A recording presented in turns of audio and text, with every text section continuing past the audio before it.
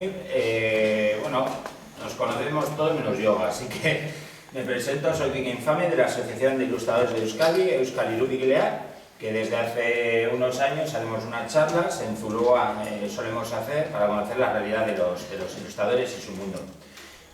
La oportunidad, gracias a Larry, de estar aquí en los 30 años del TMEO, pues como entenderéis, nos llena de orgullo y satisfacción, porque para quien ha crecido leyéndolo bueno, tampoco soy tan joven, pero es todo un lujo. Decía Santiago Segura cuando presentaba a Robert Crumb que cuando le ofrecieron hacer la entrevista, él dijo que sí, que le haría, como si le ofreciesen hacerle una mamada, que le haría más, pero lo intentaría. Entonces vamos a intentarlo. Y bueno, hoy tenemos con nosotros a grandes históricos. Mauro, fuerte aplauso.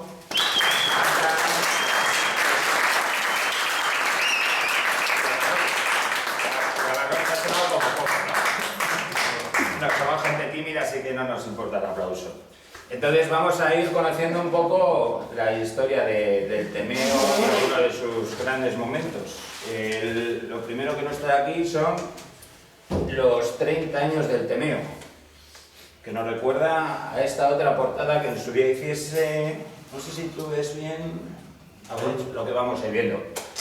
El número 0 que hiciese hace 30 años Ernesto Murillo Simónides. Año 87, una época de fanzines.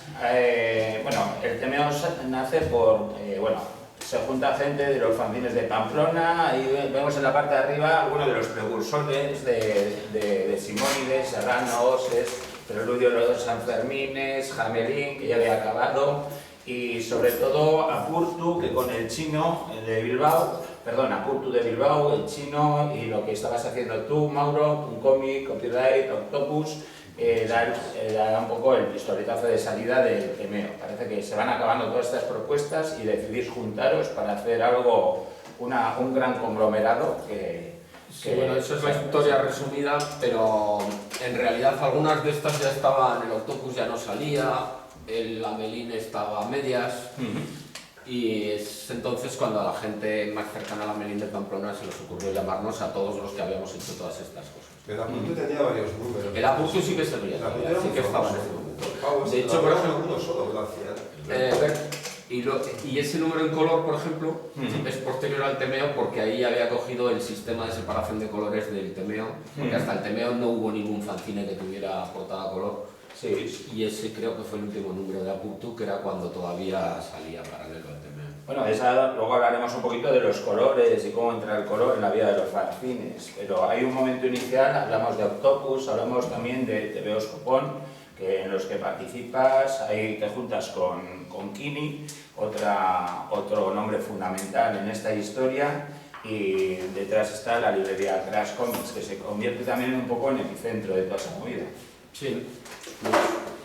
En realidad, antes de Crash Comics había otra tienda en Vitoria que se llamaba Totem, la tenía el Guaje, y nos reuníamos ahí todos los dibujantes, y de ahí salieron varios fanzines. De hecho, yo, a la gente que hacía copyright, que ya estaba, Kini, tú ya estabas en copyright, ¿no? Sí. Juan Luis, José Ángel Benito, yo ahí todavía no estaba, y sin embargo los conocí por Totem. Y después de Totem, Kini montó Crash, y todavía nos conocimos. Ahí recomiendo un libro, Dibujosaurio, que habla también de todo este periodo. Y también yo creo que aquí tendría que hablar un poquito Kini, ¿no? Que te conviertes en una parte sustancial de estos comienzos. ¿Cómo recuerdas tú estos primeros momentos del TMEO? Bueno, yo lo he reflejado en lo que era la tienda, ¿no? Que se convirtió en, como bien ha dicho Mauro, estaba Totem en un momento dado cierra, y entonces pues no fue ni como una versión comercial ni nada, o sea, fui tan tonto que dije, ay, pues esto tiene que continuar en algún lado, ¿no? Si no nos podemos juntar en ningún sitio, ¿no? No nos podemos juntar, pues ahora que, bueno, y se formó Crash, entonces en ese momento pues ahí se empieza a aglutinar todo, ¿no? Un poco el proceso anterior al TMEO, porque TVOs Copón es anterior a TMEO, ¿no? Ahí es donde se va gestando un poco pues todas las iniciativas que había, ¿no? Encargos no institucionales, sino movidas que iban habiendo, carteles para grupos, portadas de discos, todo se iba relacionando, se iba redireccionando allí porque era el único sitio posible, ¿no? Entonces, bueno, pues eso, como Ernesto era de Pamplona pero vivía en Vitoria, ahí se fue creando un poco el cogollo de toda la historia para, pues eso, para dar salida a todo. Claro, ahí tiene dos, está Pamplona, está Vitoria. Al principio era Pamplona, tardó un par de 5 años en convertirse en el centro, Vitoria, de la historia. Es que ha tenido tantas fases y términos, si vamos a esta velocidad podemos acabar por la tarde, pero sí, fundamentalmente al principio el peso recaía en la gente de Pamplona y los de Vitoria íbamos ahí a ayudar y poco a poco llegó un momento en el que yo iba de Madrid a Pamplona a montar el temeo, Ernesto iba de Vitoria y a veces nos venía a ayudar gente en Larry alguna vez a montar el temeo y hasta que en un momento dijimos, pero ¿qué hacemos aquí en Pamplona si no hay nadie de Pamplona? ¿No? Había alguien, o sea, sí que colaboraban y sí que venía alguna vez Joaquín a ayudar a montar y tal, pero decíamos, pero ¿por qué está esto aquí? ¿No? Y a la vez coincidió con que Kini cerró Crash.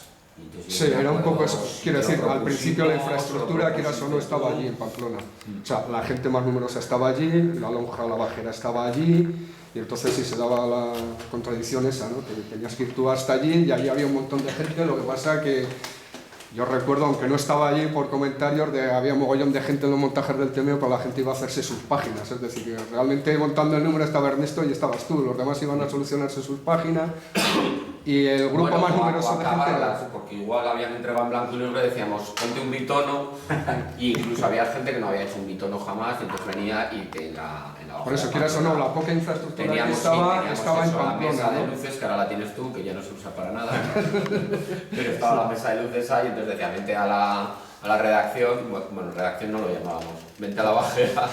No, la historia es eso, que el grupo más numeroso estaba allí, en un momento dado la gente se dispersa, la lonja también, entonces yo cierro Crash y eso, entonces se queda... No sé si nos lo ofreciste tú, bueno, le engañamos para que el local de Crash lo convirtiera en el... Fue inmediato el cambio de tienda a ser el temeo. No. Fue inmediato el cambio de cerrar la tienda.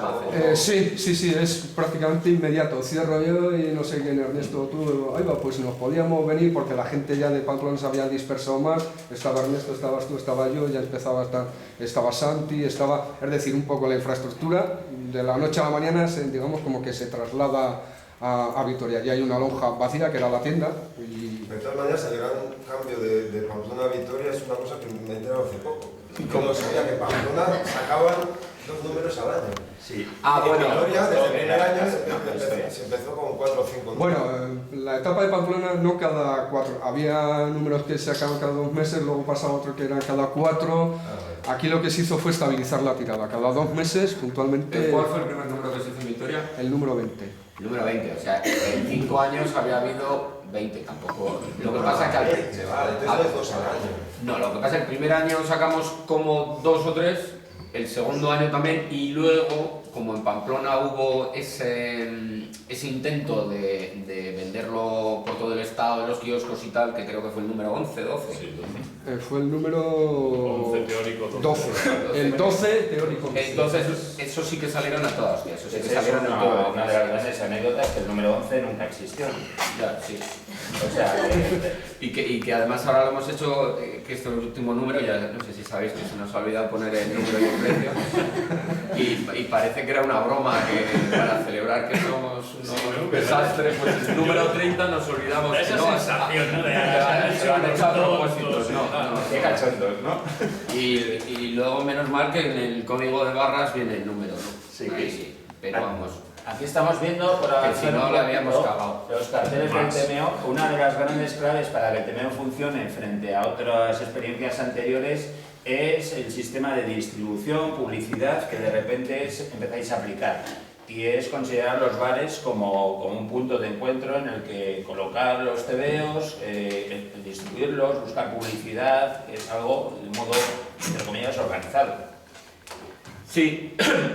En realidad eso eran cosas que ya se habían probado con todos los fanzines que has sacado antes y entonces, como había esa infraestructura, la idea era utilizarlo pero de mejor manera, porque al principio pues sí, yo me sacaba un cómic y lo distribuía en 20 bares, el primero de TV Escopón, el de Solo quiero tus ojos, Octopus en otro, el Amelín en otro, y cada uno se distribuía en sus 20 bares.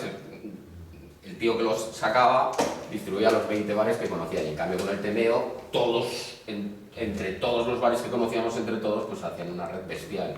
No sé cuánto fue lo máximo, no sé si Kini es como el que lleva siempre las cifras, pero no sé, pero ha habido momentos en los que teníamos igual, pues no sé, 300 bares o más.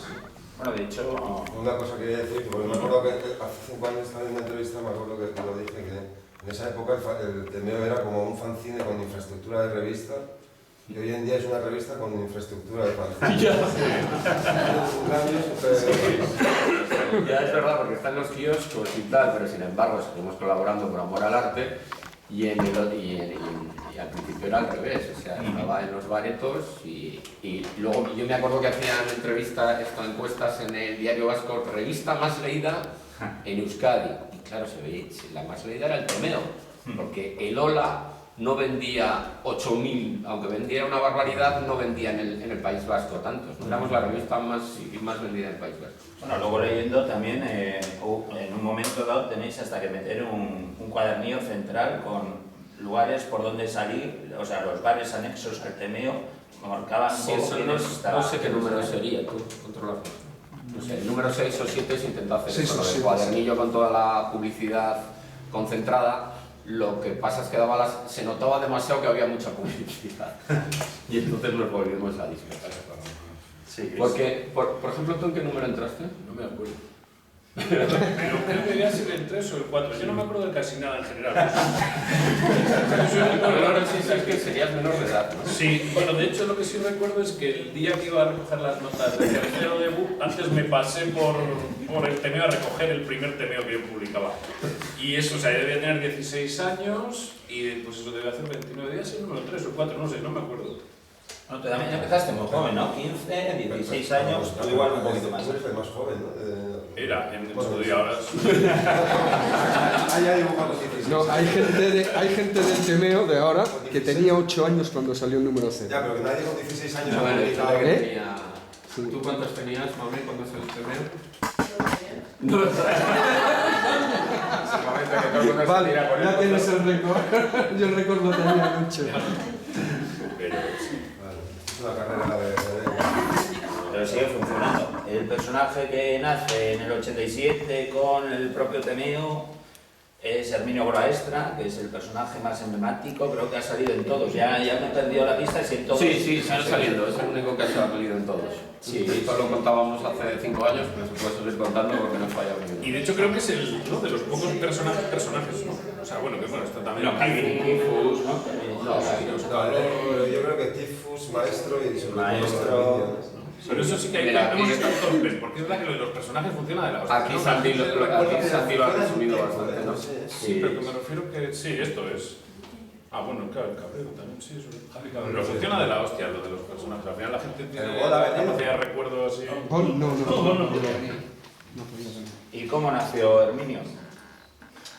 Pues cuando nos llamó Ernesto para eso de juntarnos todos que hemos hablado antes y tal, ya que van a hacer algo en los de Pamplona, entregarnos algo. Entregué algunas páginas hechas de una serie que hacía con Kini, que ¿cómo se llamaba? Héroes cotidianos. Héroes cotidianos. Y por otra parte yo estaba haciendo bellas artes y anécdotas, juegos de palabras y tonterías que llevaba apuntando en un cuaderno desde hacía tiempo. Pues entregué 4 medias páginas de Herminio y solo me sacaron una, porque se defendía en Pamplona.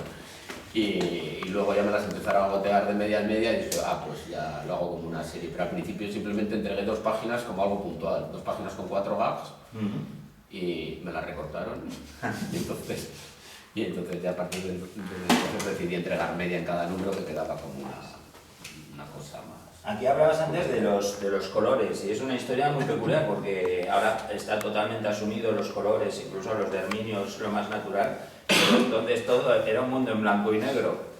Resumiendo, es que en aquel momento para hacer, o sea, la cartocomía consiste en reproducir cualquier imagen a todo color a partir de 4 colores, cian, magenta, amarillo y negro. Entonces, hoy en día, para decirle a una imprenta qué porcentaje de cada uno de esos colores tienes que sacar, pues el ordenador ya te lo hace y te da los fotolitos. pero en su momento no existían ordenadores, entonces eso se hacía con cámaras de fotos. Tenías que hacer fotografías con distintos filtros para ir sacando cada uno de los colores. Eso era un proceso súper complicado y carísimo y hacía que solo salieran revistas a color que pudieran pagar esa pasta. Pero el hecho de imprimir a 4 colores no era tan caro. Lo que era caro era hacer la selección de color. Entonces nosotros decidimos hacerla a mano, que es que pones cuatro folios y dices, en el de azul dices, ¿eso va a salir azul? Pues pongo aquí un poco azul. ¿Esto va a salir rojo? Pongo aquí, o sea, pones negro, pero sabes que esto va a salir en azul, esto en rojo, y al juntarlo, más o menos, tienes idea en la cabeza cómo va a salir. ¿Qué pasaba? Pues que salía pues, la primera portada, pues el fucsia, el magenta. Y luego había gente que tenía unos huevos oblongos que lo hacían con agua. ¿Cómo vas a calcular el porcentaje de qué gris? Para mí este gris debe ser como un 30%. Me saldrá naranja. Los marrones, una mierda. En teoría, en Bruguera, que también se hacía así, se hace con una tú tienes una guía de color, o sea, y te pone 30% de gris, entonces tú lo estás mezclando en watch, lo pones al lado y dices, es el 30%. Vale, haces eso. Y tengo que dar 20%, decían, coges otra vez watch gris, lo pones en el otro lado. Vale, y te sale perfecto, pero nosotros hacíamos lo que decía la tarde. Decía uno, más o menos, y luego salían, ¡buah! Los colores Y luego, claro, y a veces se sacas como medio para esconder el fallo, pues hacerlo muy artístico, ¿no? Entonces, ahí ya es cuando la cosa ya es... Bueno, Y luego también está el color marrón, que es el más difícil porque tiene los 3 colores. Claro, pero tiene que tener los 3 colores a su porcentaje. Entonces, había muchas veces, cada vez que quiere salir el marrón, lo que se ve es que hay 3 colores morado ahí, una mierda. Más el teneo marrón tiene, Pero nos ha costado hacer. Luego había que tener encima en las cuenta- casas siempre salían violetas. Tener en cuenta que luego se mandaban los fotolitos a un pavo ahí en Estella, artesano, todo el mogollón de papel se mandaban a hacer los fotolitos. Que los hacía un pavo nos lo devolvía y los corregíamos a mano. Sí. Ernesto ahí con el cúter, con un pincel, con lo cual ya el proceso era absolutamente Porque demencial. a veces en el propio fotolipto Ernesto se daba cuenta que había algún color que lo habíamos hecho mal, entonces con una cuchilla rascaba en el magenta. Y bueno, pero a partir de eso, lo que pasa es que la forma más fácil de colorear, sin que salgan todas estas guarradas que hemos dicho, era, ¿quieres azul? En el de azul. ¿Quieres magenta? En el de magenta y amarillo. Y tramas. Y sí, pero bueno, pero yo ni siquiera llegué a eso porque dije, para Herminio, voy a usar.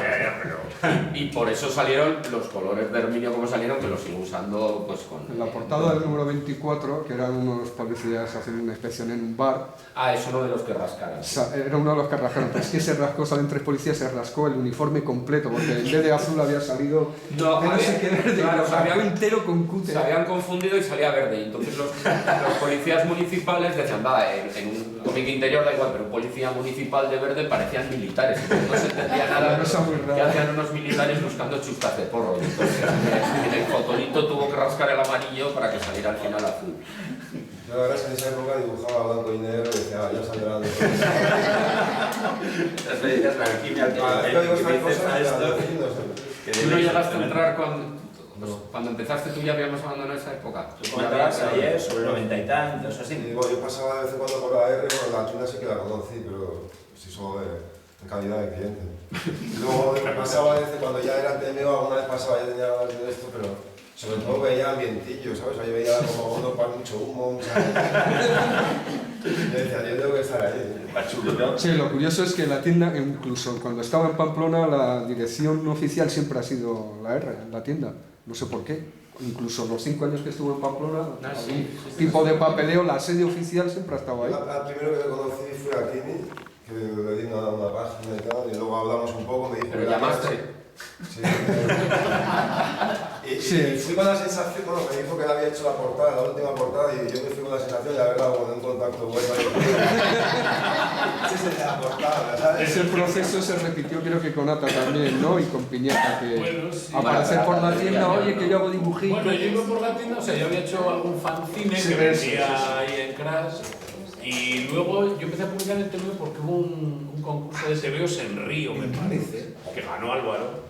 Y yo me quedé por ahí En el río, en el bar. Ah, de verdad. Y...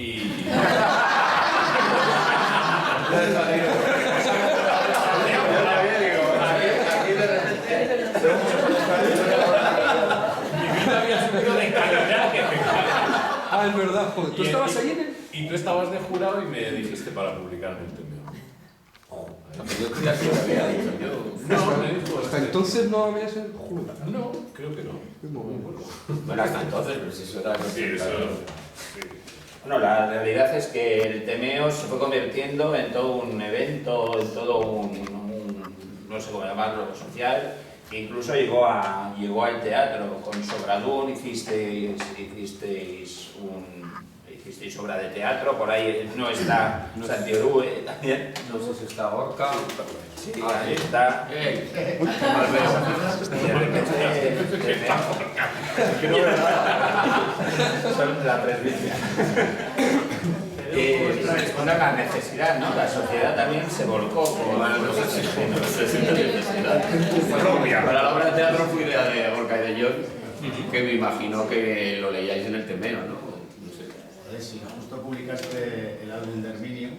Ah, ¿Te acuerdas que los guiones primeros los mandabas en cachos de folios cortados a boli? Ah, sí, Los sí, sí. diálogos. Venga, os mando una escenita.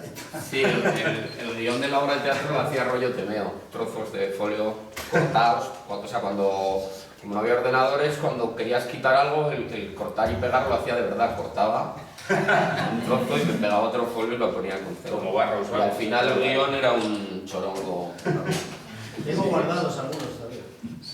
Bueno, de hecho, el libro más vendido de Astiberri, uno de los que se publica, luego los otros dos con Santi Orue, que sigue sin estar, hicisteis como convertirse en un hijo puta, que es como un manual de estilo, de tipo Los Simpsons, ¿no?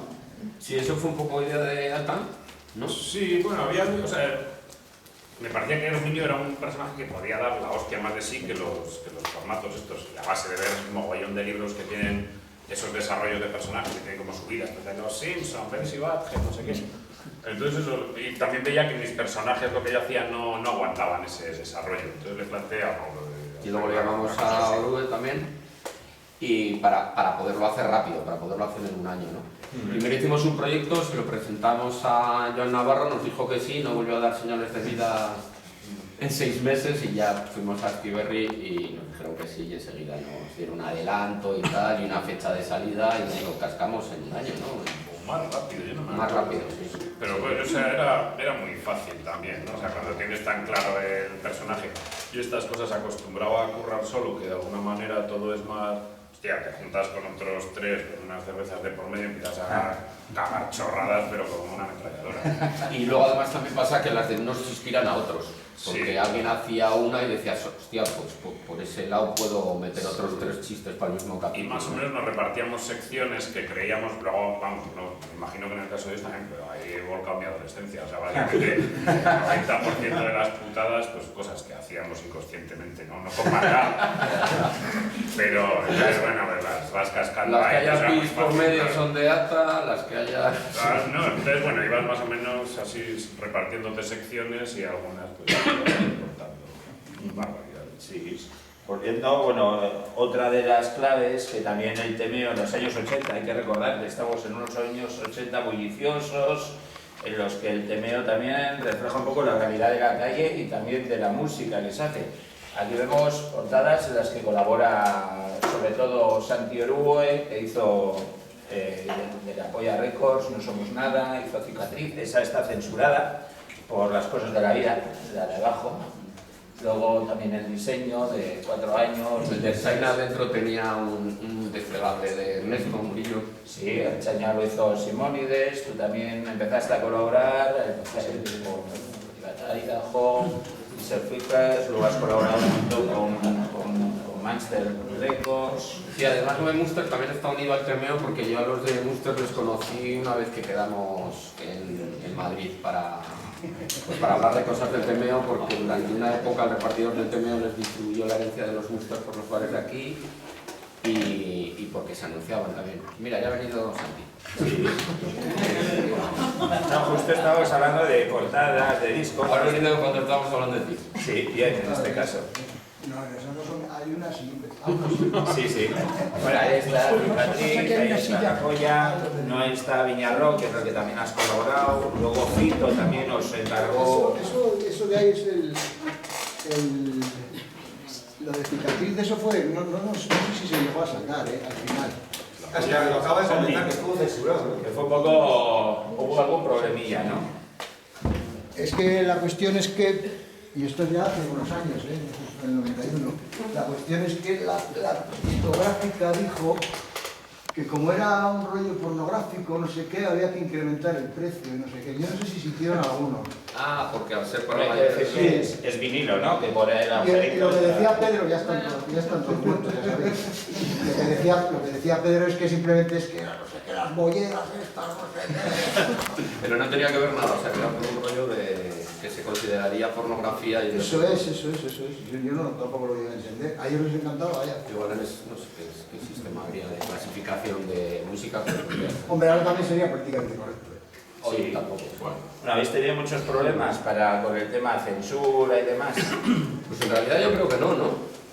¿Os acordáis de problemas de censura? Tuvimos aquello de tus pegatinas, pero no pasó nada. Pero no es censura, eso fue una denuncia que era casi injustificada. Sí, bueno, pero problemas con la... No, por suerte no. No, porque la verdad es que yo creo que hemos jugado con un nivel de inconsciencia, o sea, sí, porque yo recuerdo, o sea, haber hecho uno que hicimos, no me acuerdo que era para la boda de la infanta, una cosa de estas, yo recuerdo haber hecho una que era Drag King, y era, o sea, que era Juan Carlos el Rey de Drag Queen, pero que no era me acuerdo. Drag King. Ah, no, sí, hostia, pues ¿Quién era eso? mía.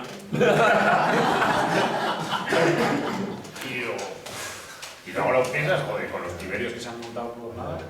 Bueno, leí en un blog de Javier Mora que escribía sobre los comienzos del temeo, que decía Skinny que el primer número que lo tenías como escondido en el almacén, a ver si...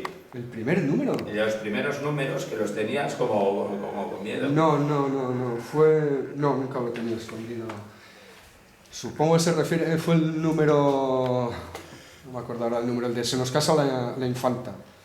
Era una portada, ahora se nos casa la infanta.